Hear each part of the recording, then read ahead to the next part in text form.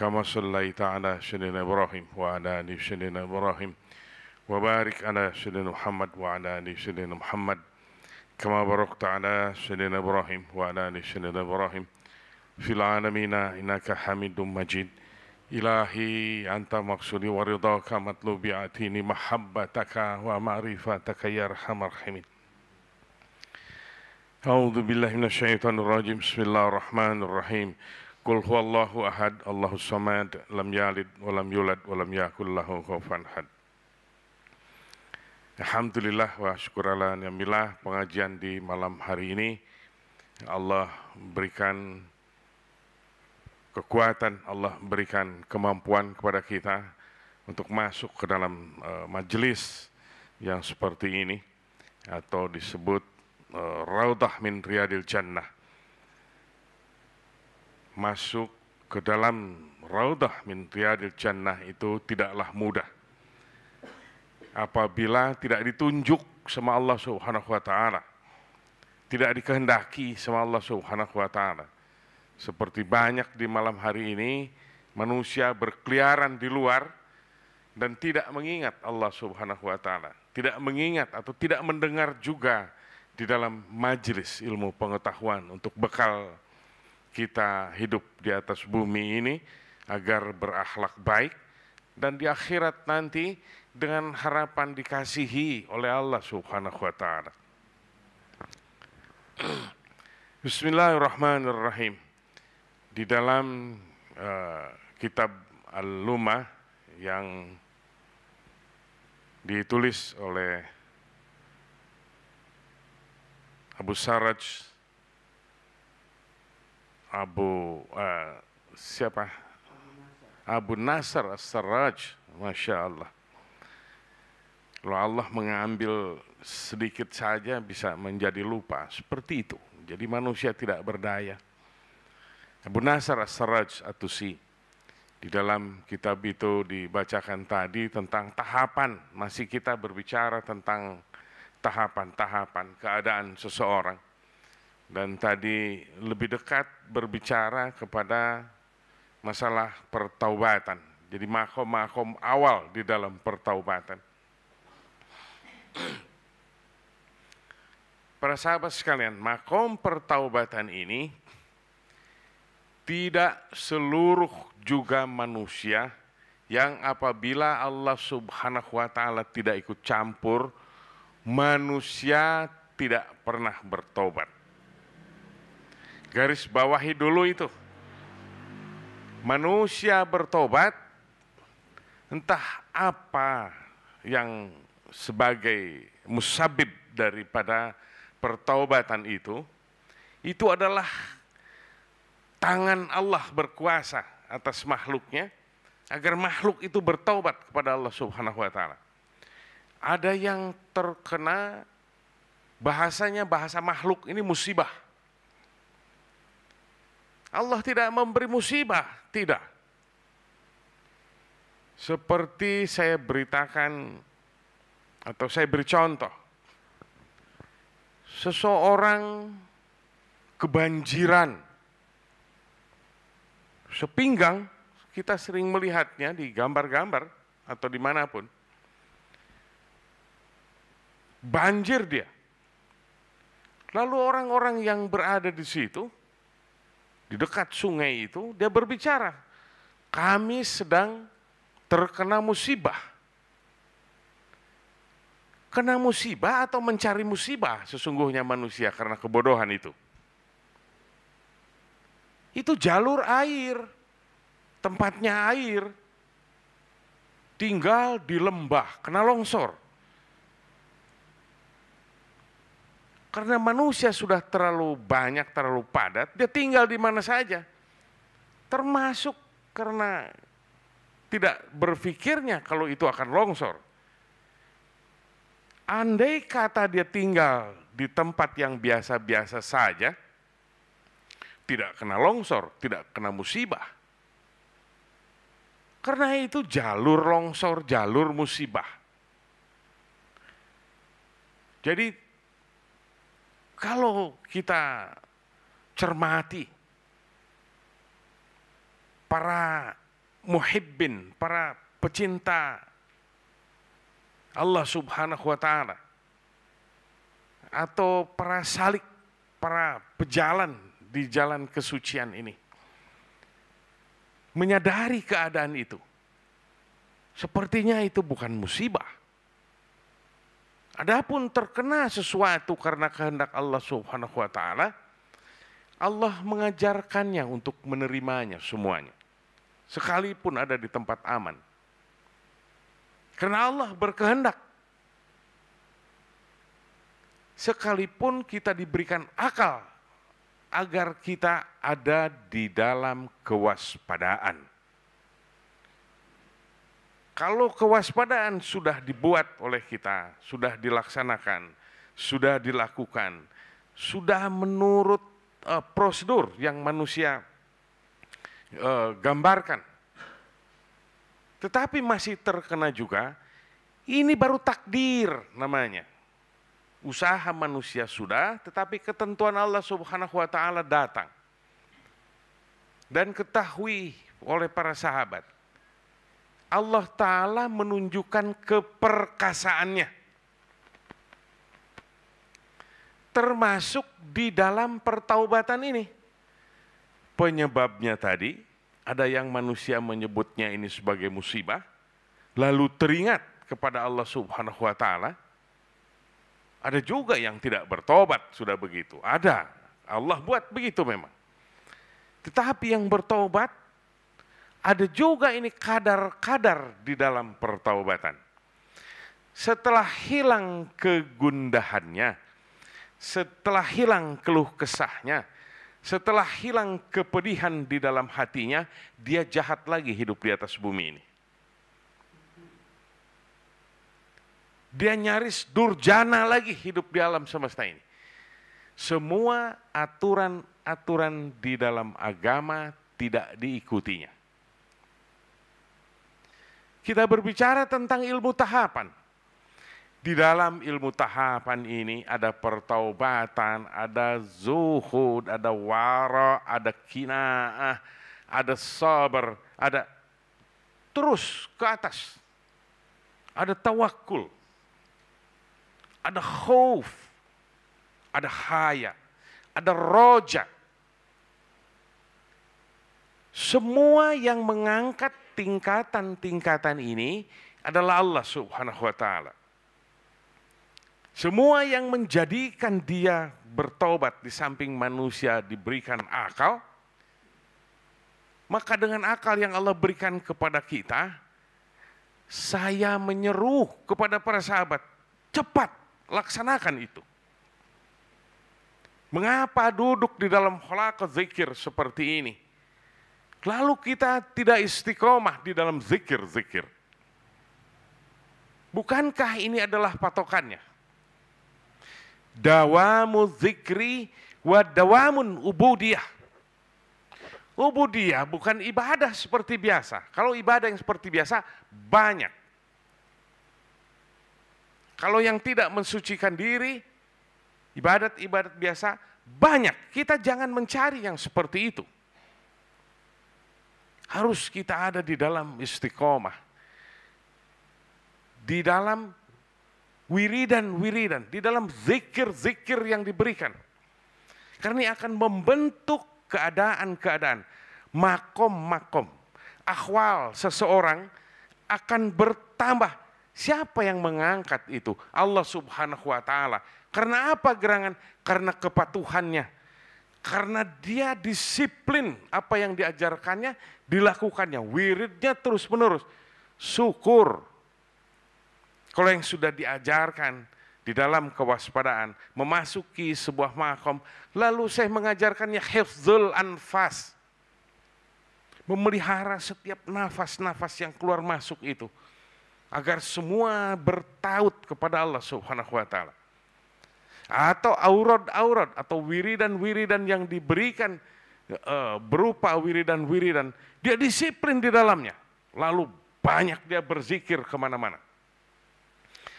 Tahapan-tahapan ini entah itu zuhud, entah itu waro, entah itu makom pertaubatan yang berkepanjangan, entah itu memasuki sabar. Sang pejalan kadang-kadang tidak sadar memasuki itu. Oleh karena disiplin di dalam dawamu zikri wa dawamun ubudiyah. Ubudiyah ini bukan ibadah seperti bukan. Ibadah, ubudiyah, ada abudah, ada para sufi menjadikannya tahapan-tahapan di dalam peribadatan.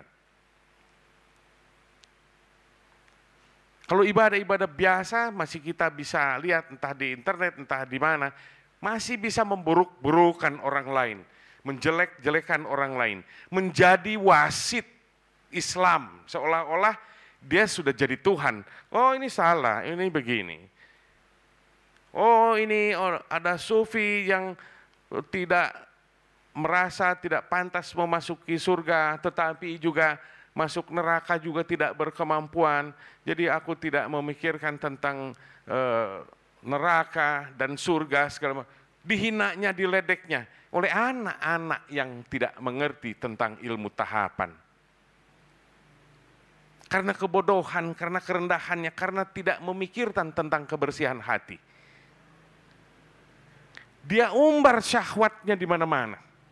Para sahabat sekalian, minta maafnya sangat susah. Karena yang membuka internet di seluruh dunia dan kita tidak mengenalnya, lalu meminta maafnya harus seperti apa? Dia tidak sadar dosa ditanam terus-menerus tanpa memohon maaf. Apa gerangan itu? Karena gelap, karena kebodohan, karena ketidakmengertian, karena tidak tahu ilmu. Seolah-olah Islam itu hanya boleh dan tidak boleh, salah, jadi wasit, jadi Tuhan. Tidak begitu. Bergelut, bertetap di dalam syariat kita, kokoh di dalam syariat, dawamu zikri, kaitkan hati kita selalu sepanjang masa dengan Allah Ta'ala. Lalu lakukan peribadatan yang berkualitas tinggi. Bukan di dalam sholat berpikir di dalam zahiran. Garuk-garuk di dalam sholat.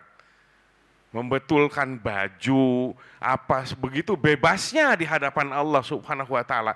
Tidak pantas wahai anak kecil. Tidak pantas. Saya tidak suka dengan yang seperti itu. Bawa hati yang rendah. Merendahlah bagai bumi hidup di alam semesta ini. Karena engkau selalu diawasi oleh Allah Subhanahu wa Ta'ala ini. Apalagi di dalam sholat sudah bersuci, masih bergagah-gagah pula. Bebasnya panca indera itu segala macam. Na'udzubillah min dzalik. Tidak seperti itu. Kembali kepada tahapan-tahapan yang disinggung di dalam kitab Al-Luma ini. Al-Luma ini kitab juga kitab tua, kitab-kitab klasik, kitab tasawuf klasik. Membongkar masalah itu. Tadi saya berkata, seseorang memasuki makom-makom itu kadang-kadang tidak sadar. Tetapi sang pembimbing biasanya mengerti, oh salik ini memasuki sebuah keadaan. Maka makanannya ini, oh maka perlakuannya harus seperti ini. Seperti memperlakukan anak umur 2 tahun, 3 tahun, berbeda perlakuannya dengan anak yang sudah 15 tahun. Oh tadi yang disebut dosa yang seperti itu.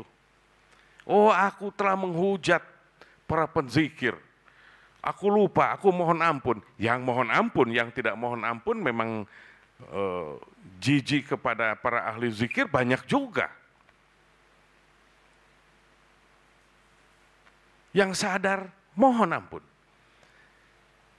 Di dalam tahapan-tahapan ini,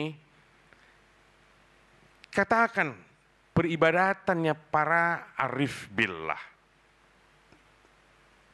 Dosa-dosa yang seperti biasa mungkin tidak dilakukan lagi. Dosa-dosa kasar mungkin tidak dilakukan lagi. Keadaan hatinya, daya fikirnya, rasanya juga sudah berbeda.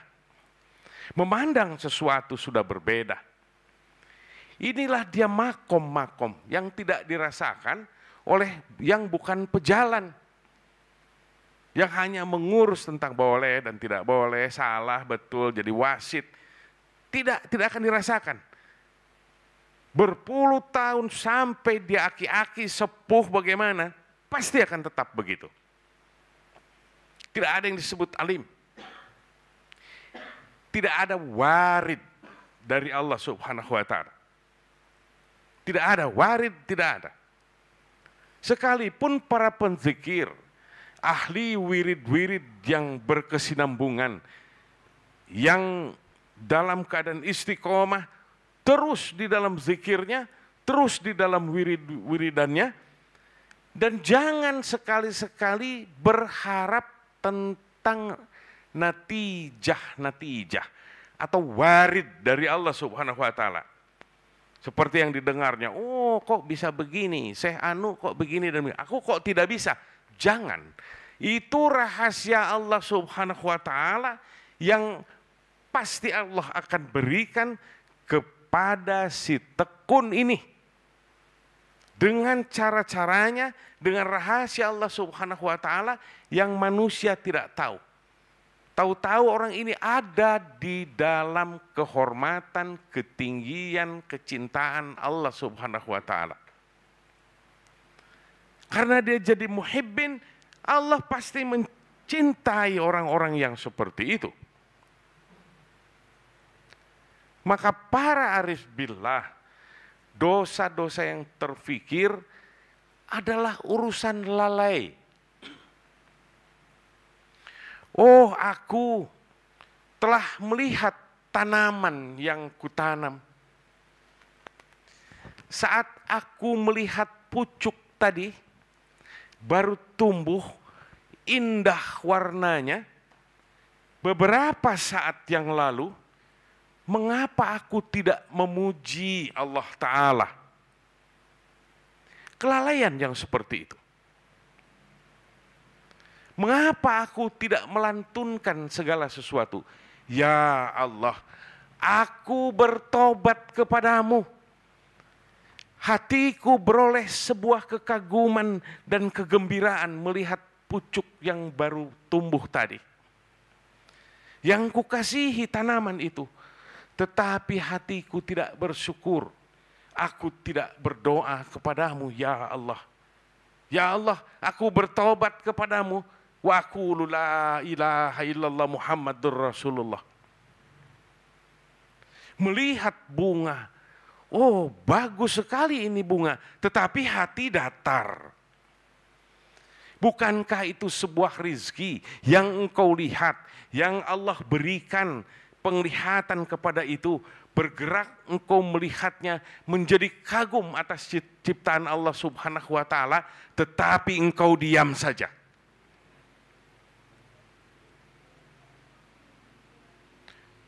Berbeda dengan orang-orang biasa. Berbeda dengan awam. Awam tadi aku melototi orang, kupukul orang di jalan. Wah, bertobat. Astagfirullahaladzim. Besok melotot lagi. Tidak, bukan itu pertaubatan.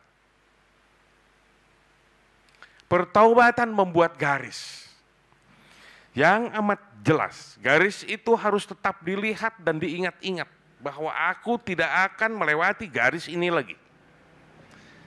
Dan kalau tidak sadar, aku akan bertobat dengan puasa, dengan salat sunat, dengan istighfar sebanyak-banyaknya. Karena apa? Karena lepas, karena lolos tadi. Syahwat meronta.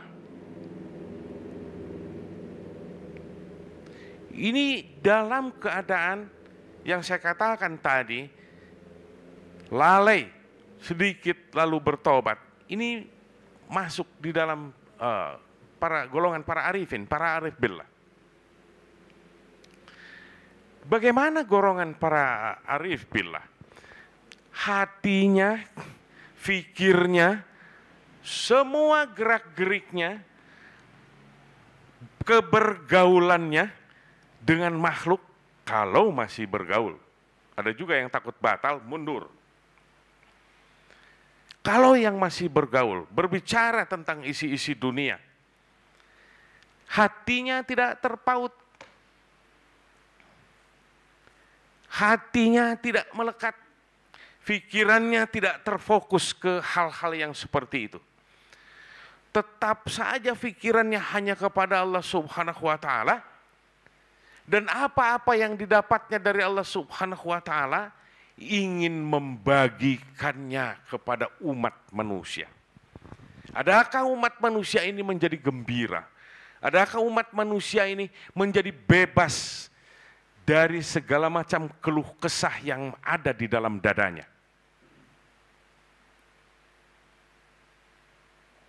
Kesusahan-kesusahannya menjadi hilang disebabkan oleh kesejukan-kesejukannya. Entah lenggangnya, entah pembicaraannya, entah pandangannya, entah berupa petuah-petuahnya. Ini saja pikirannya yang akan diberikan. Ini adalah golongan para arif billah, yang sama sekali tidak memikirkan tentang sesuatu yang menyenangkan, yang diburu-buru orang lain, dikejar oleh orang lain di atas bumi ini, yang kira-kira dapat untuk menyenangkan dirinya, berupa harta benda, kedudukan, kepangkatan, penghormatan. Ini tidak peduli di hadapan para arif billah. Kosong di dalam pikirannya dan tiada di dalam dadanya. Yang ada hanya zat Allah semata, agar tidak batal. Ini para arifin, golongan para arif billah. Ada sebagian pendapat, di bawah itu masih ada kebergaulan. Minggu yang lalu saya sempat menyebutkannya. Abror. Para abror ini, para arif billah, para abror, ini para muhibbin, para pecinta Allah, dan orang-orang yang total tekun peribadatannya, di dalam zikir-zikirnya, di dalam ubudiyahnya, dan di dalam wirid-wiridnya. Sudah barang tentu tidak berharap tentang dari wiridnya untuk mendapatkan warid dari Allah Subhanahu wa Ta'ala. Tidak. Karena kadar keikhlasannya sudah total. Bagaimana dengan abror ini? Sebagian para alim atau saya sempat diberitahu, ya kira-kira abror itu katanya adalah 300 orang di setiap zaman, di setiap generasi. Tapi para abror ini berbeda dengan arif billah yang tadi. Para abror masih ada kalau ibadatnya sudah sangat kuat. Tapi ada harapannya. Ada terkaitnya dengan dunia masih, karena masih tinggal di atas bumi ini. Nafas-nafasnya masih nafas di atas dunia ini. Ada harapannya, pengen jadi anu. Semoga Allah mempahalai ini lebih banyak. Karena ini pahalanya segini. Karena manusia, khususnya manusia awam, sangat gemar berbicara tentang iming-iming.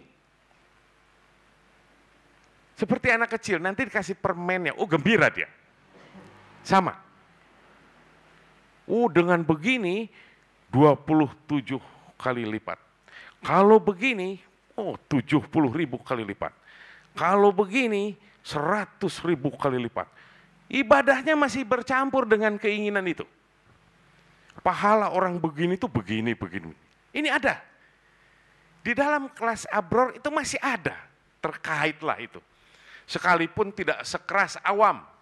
Karena ini ibadahnya sudah lain. Yang 300 ini sudah agak lain. lain para abdal, abdal.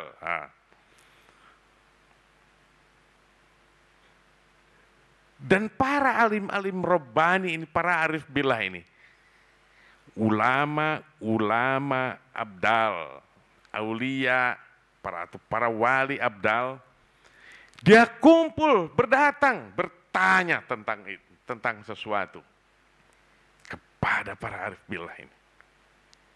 Kadang-kadang para arif ini tidak tahu juga pangkatnya apa, tidak mengerti. Tetapi yang mengerti adalah biasanya yang sangat mengerti lagi. Karena saling mengenal. Oh, engkau itu sesungguhnya anu. Tetapi sebutan itu tidak juga membanggakannya. Menjadi biasa-biasa saja. Oh, ini sebuah sebutan saja. Ini adalah sebuah suara yang dilontarkan dan terdengar olehku, lalu aku tidak peduli tentang itu. Yang kuinginkan Allah saja berdekat, dan karena aku ingin berdekat kepada Allah Ta'ala, semoga Allah mengasihiku, dan aku memang sangat mencintai Allah. Selesai di dalam hatinya. Dia tidak berbangga dengan pujian-pujian engkau berpangkat wali ini dan itu dan itu. Tidak, di dalam golongan ini datar hatinya. Hanya zat Allah semata. Termasuk cacian-caciannya juga. Oh, kadang-kadang tersenyum. Kadang-kadang mengeluarkan sebuah kata-kata tetapi hatinya datar-datar saja. Di dalam abror ini, sekalipun sudah tertuju semuanya kepada Allah Subhanahu wa Ta'ala, masih ada keadaan, keinginan-keinginan yang seperti itu. Tetapi para sahabat sekalian, dua keadaan ini, dawamu zikri wa dawamun ubudiyah, melekat di dalam makom yang khusus ini. Bagaimana dengan pertaubatan tadi? Makom-makom awal. Sedikit saja seperti yang saya katakan tadi, melihat pucuk pohon sedikit dan hatinya gembira lalu lupa akan pertobatan. Itu diperhatikannya melebihi perhatian awam dengan dosa-dosa yang paling besar. Para sahabat sekalian, begitu sekilas kira-kira tentang sebuah keadaan makom. Karena kadang-kadang seseorang memasuki makom tertentu, kadang-kadang sadar dan kadang-kadang tidak. Karena yang menilai adalah biasanya para pembimbingnya, guru-guru para salik ini. Semoga Allah merahmati kita, semoga Allah memberikan kasih sayang kepada kita, semoga kita disucikan oleh Allah Subhanahu wa Ta'ala. Semoga berbagai macam penyakit hati yang ada di dalam diri ini, ujub, riya, sum'ah, dan takabur yang besar-besar, termasuk kelalaian-kelalaian, dicabut oleh Allah Subhanahu wa Ta'ala, dijauhkan, dan kita dijadikan orang-orang yang patuh, karena kepatuhan adalah nomor satu di dalam tingkatan-tingkatan, di dalam makom-makom, di dalam akhwal para pejalan. Amin ya Allah ya Rabbal Alamin. Sallallahu A'udzu billahi minasyaitonir rajim. Bismillahirrahmanirrahim. Ila hadratin Nabil Mustafa Rasulullah sallallahu alaihi wasallam wa washabi ajmain syai'unillahi lahum al-Fatihah. A'udzu billahi minasyaitonir rajim. Bismillah.